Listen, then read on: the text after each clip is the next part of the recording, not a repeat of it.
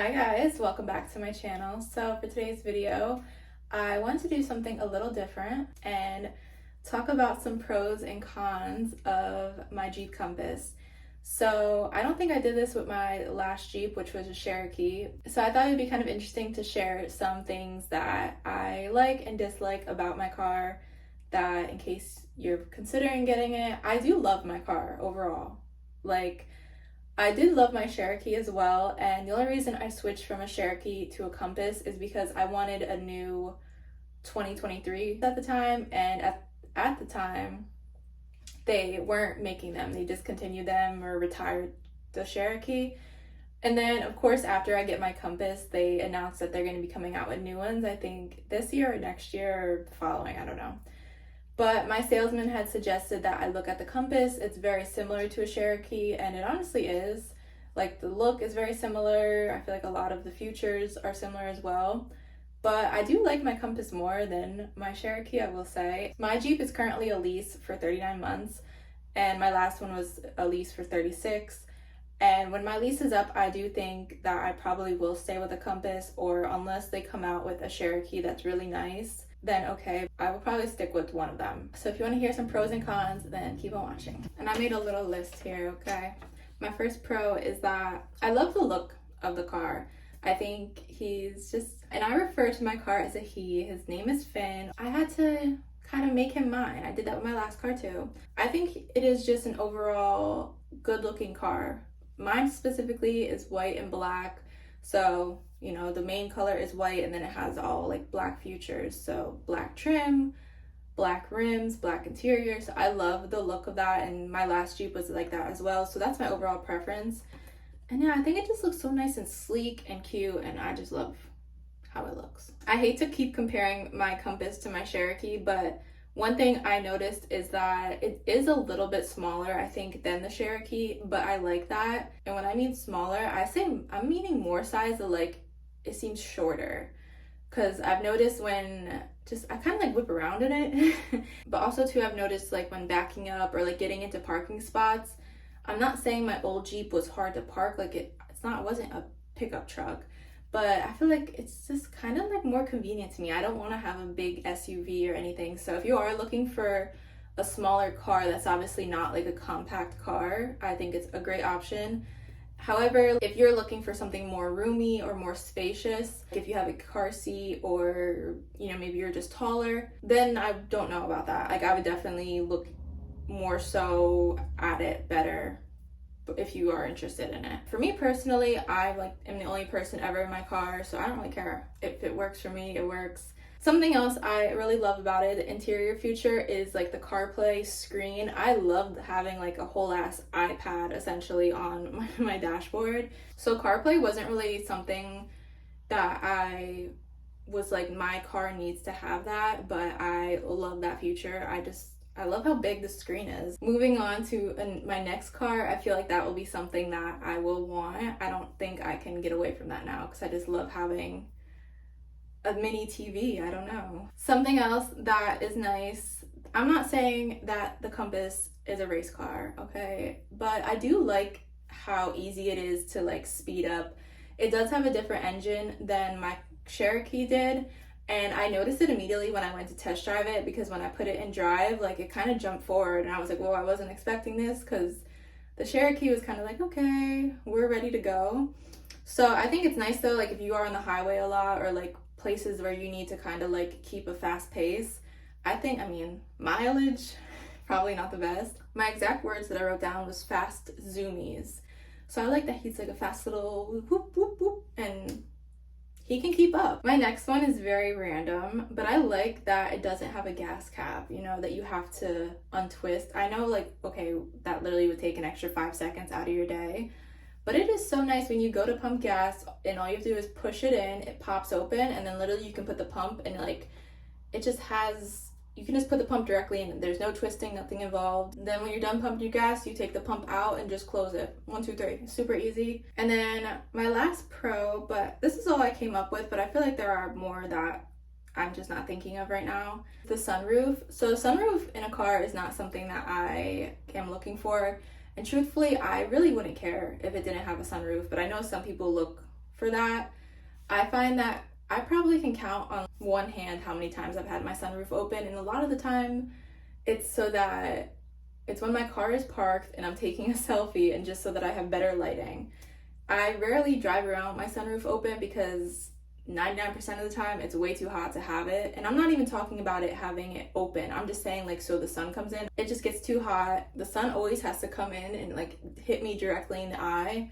So then I end up getting annoyed because I'm like, my eyes are too sensitive for the light. So then I just close it anyway. I know some people do like to have a sunroof. That's maybe even something that, you know, will make them decide if they want the car or not.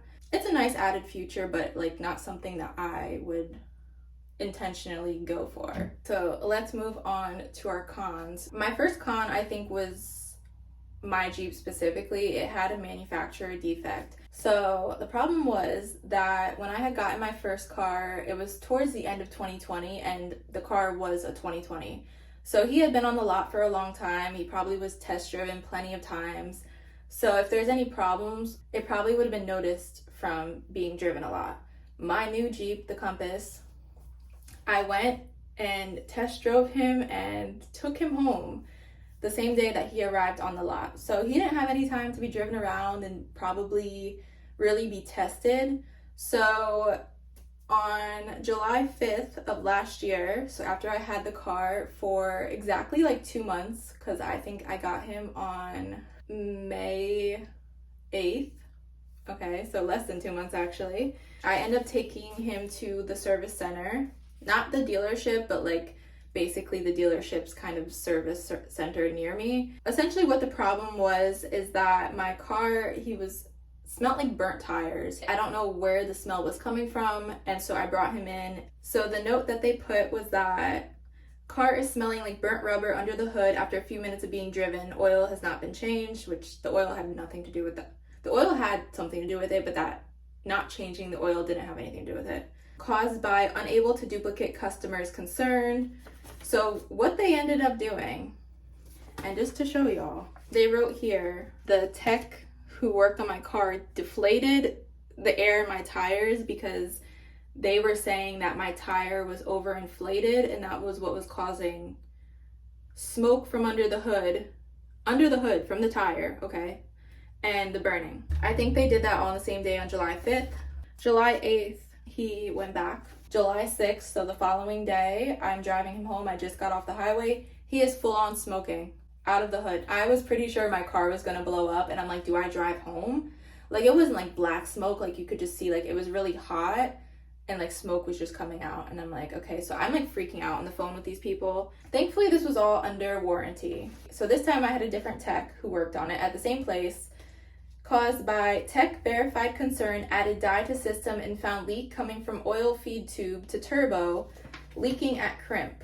I had to get my oil feed tube replaced and had to get a new gasket and everything installed. So basically my car was like burning oil. The oil feed tube was rubbing on other stuff. So that is what was causing my car to be smoking and smelling like rubber. Now, I will admit there are days when I feel like I can still smell it, but it hasn't been smoking, so I feel like it's kind of fixed. But that is something, in case you do get it and that does happen to you, this might just be an overall installation defect with these Jeeps, but I honestly haven't really seen anyone else talk about it. I might have just been the lucky chosen one who had that defect, but I don't know. I feel like this was another con and defect that happened probably around the same time. It didn't happen when they, like, Jeep put out this recall, but a couple weeks later it ended up happening. Basically, it's instrument cluster something. It's something specific about instrument cluster panel light or whatever. And I will show you in my car what this is. But essentially what this means is that the buttons that you can put, like, that are kind of like by the steering wheel on the side where like your headlight button is, it doesn't adjust the inside lighting. So, you know, at night you can dim the interior lights. This used to dim the CarPlay screen and then like your speedometer. But yeah, no more. It don't do that. And there's no fix for it yet. It says remedy not available for over a year now. And you might think, okay, like you can't dim the lights, but I'm gonna try to film tonight. I do drive at night pretty often, and you don't realize how bright this CarPlay screen is until you can't dim it. So what I end up doing when I'm just driving home is that thankfully they have a button in the Jeep that you can just turn the screen off. So that's what I end up doing, but the speedometer is still lit up. This is how bright it is, and on camera you probably can't really recognize. The buttons over here are the ones that you're supposed to be able to make go up and down to adjust it, but it does not work anymore. So what I do at night is I just do screen off, and then look how much nicer this goes like that. Look how much nice and darker it is in here. Next is the automatic braking feature. This probably once had saved me from a possible rear end accident, but I also feel like I was in control of it. I'm not really sure how I want to explain it because I always pay attention to the best of my ability, especially when there's other cars around. The braking feature is helpful if you have maybe slow reaction time or in case of a slow reaction. But I'm thinking of all the times that the braking feature has worked and it wasn't to benefit me. And like what sucks is that it wears on your brakes. Like I feel like my brakes are squeaky due to it automatic braking in times when it really didn't need to. So some examples I have, there was actually one day recently that happened that like really pissed me off. I turned off the braking, but it will still brake like automatically if you get close to someone. I don't think there is really a full-on stop of that. Like I think no matter what, it's gonna automatically brake for you, even if, okay, you're like extremely close. If you're kind of far away, like you can adjust the braking, like if you want it to brake when you're almost hitting the person or you're kind of far, but like you could possibly hit them. There will be times where maybe someone is turning, okay, and they're coming to a stop and they're going like to the right. Now, unless this person is coming to a stop full on and they're turning so slow and like maybe there's cars behind me that are coming too fast and I'm worried about getting rear-ended, obviously they would be at fault, but still like I don't want to have an accident if it's avoidable. So a lot of the time, let's say if someone is turning and there's no one oncoming, I'm not saying I go in the other lane, but like, you know, you kind of go around them as they're turning. But the problem is that sometimes the car thinks that, oh, you're about to hit them, so it will automatically brake. And it's like, I know what I'm doing, okay? I'm trying to go around them. There was one day that my car had a slow reaction brake, pretty much stopped in the road. I wasn't even supposed to. Had a slow reaction to seeing, I guess, a car. The car had turned, I went, and then it braked. So like there was no car even in front of me. So that was the day that I got mad about it. Now, the one time that it was, one and probably only time that it was actually helpful, and I know I talk about this and then I'll end up hitting somebody or like I'll wish that I had that on. I was on the highway and for some reason traffic just came to like a sudden stop. I saw that it was stopping, so I could have like slammed on the brake myself, but my car did it for me. So that was kind of helpful, but I kind of put nice/helpful at times, but I feel like more often than not, it's just been kind of a con. My next two cons are gonna make me sound spoiled or high maintenance, but I'm gonna try to explain why in like the most understanding way so y'all don't judge me. Number one is that there is no cooled seats. There's heated seats, but for some reason, unless I don't know, I tried to Google it recently, but to my knowledge, you cannot make them cool. You can only have heated. So, okay, like, do you really care? I feel like in Pennsylvania, it's more cold here than hot, so I never really cared about it before. Until recently, when it's been like 100 degrees every day and I'm sweating everywhere, that I wish that I had some cooled seats. So let me show you what I bought the other day, actually. I got this cooling car seat cushion. It works okay, it's not great. They sell, not this exact one on Amazon, but like other ones similar. I got this at Aldi for like $30. They sell some on Amazon for like $50 to $90, $100. My mom has like a 2012 Jeep. Her Jeep has the two features that my Jeep that's a 2023 doesn't have. And then my last con to end this video, it doesn't have the automatic trunk.